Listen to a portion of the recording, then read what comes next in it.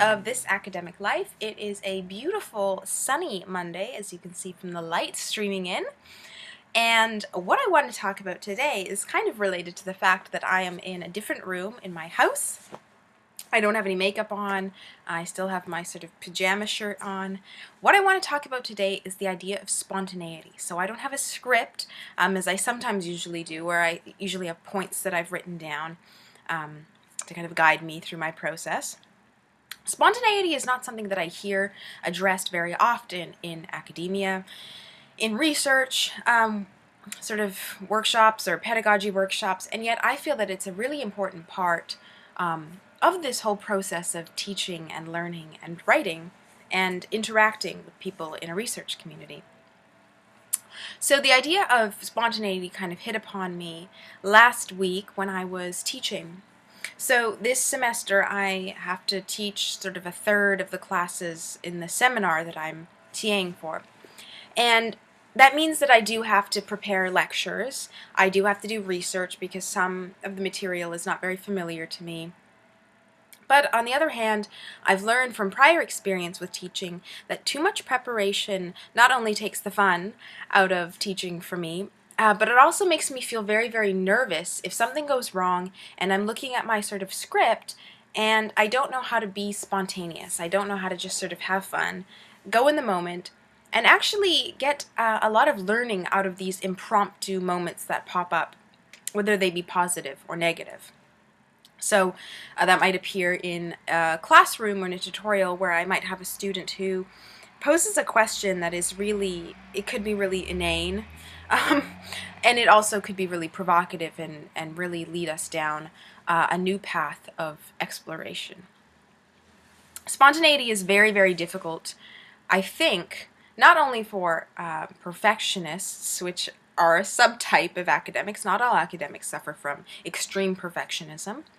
But part of academic work is that you kind of do your prep work ahead of time. So if you're going to a conference, usually you're going to have a lot of lead up to giving that 15-minute or 20-minute talk. You'll have notes, you'll have done your research, you'll be giving a 15-minute talk, and then you'll prepare for questions. And the question period of conferences is often what a lot of people dread the most because you have to think on your feet. And this idea of spontaneity is a part of it. The other thing that goes along with spontaneity is this idea of imperfection, of not being able to account for every little moment and try to get it all perfect.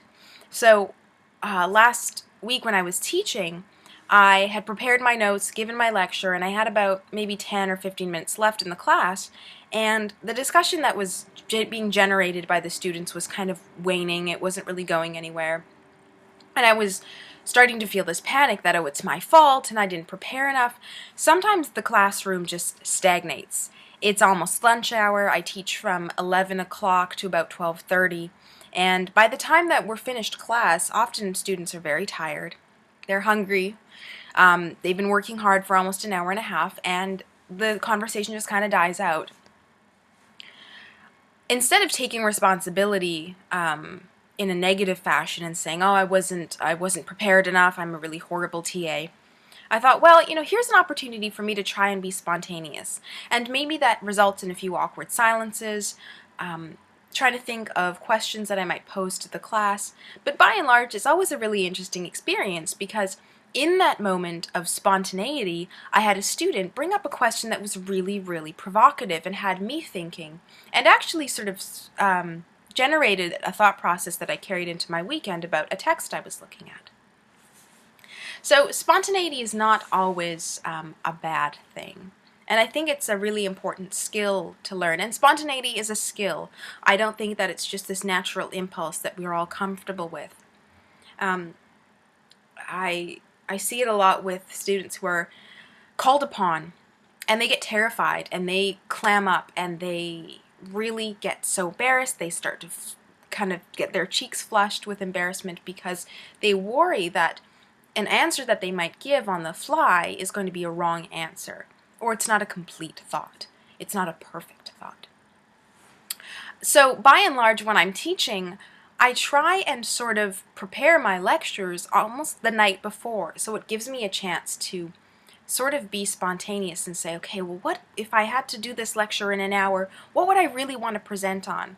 And going with that thread, going with that impulse, and then seeing where it takes me.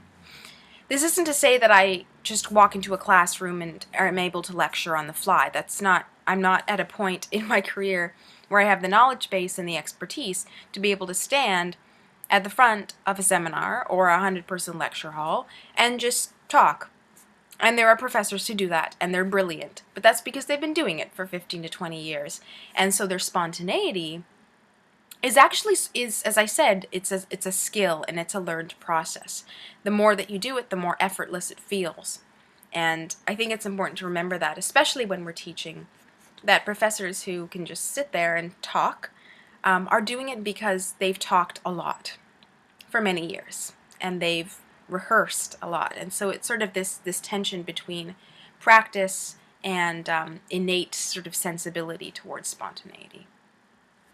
Spontaneity is also really, really useful when it comes to, I think, research and writing. Now, this is something that I'm not very good at because I'm the kind of person who does not write drafts. I struggle with writing drafts like nobody's business. I don't like to do it. I worry that if I'm not writing it perfectly the first time, then I might as well just give up, and I have to have everything in my argument planned out, to the T before I write it. Otherwise, what's the point in doing it?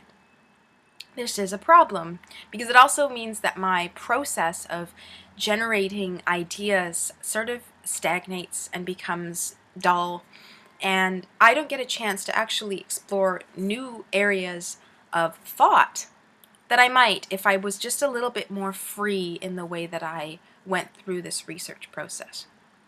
And there's a bug on my heater. It's a bug that I haven't seen before, so that's a little strange.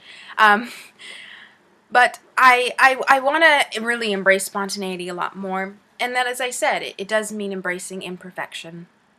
And that's hard, because academia often values perfection, or the illusion of perfection, in a way that can be really soul damaging and ultimately devastating. And sometimes when you're spontaneous, it will fail. I don't like to use that term, but I can't really think of a better term, or it might not go as planned, and that's the whole point.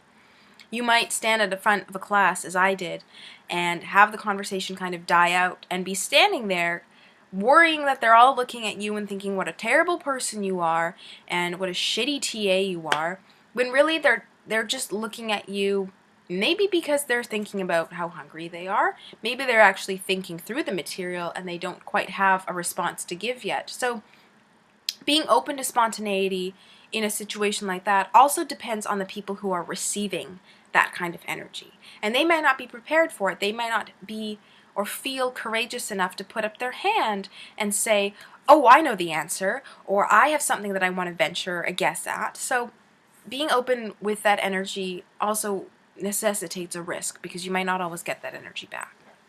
So that's just sort of some ideas that I'm thinking through. A spontaneous video, which is, again, in the vein, in the spirit of this whole topic.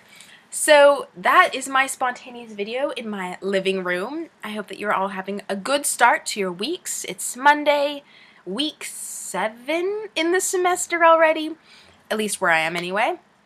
So I hope that this video finds you well and that you can find little places to be spontaneous in your lives, academic and otherwise. All right, bye-bye.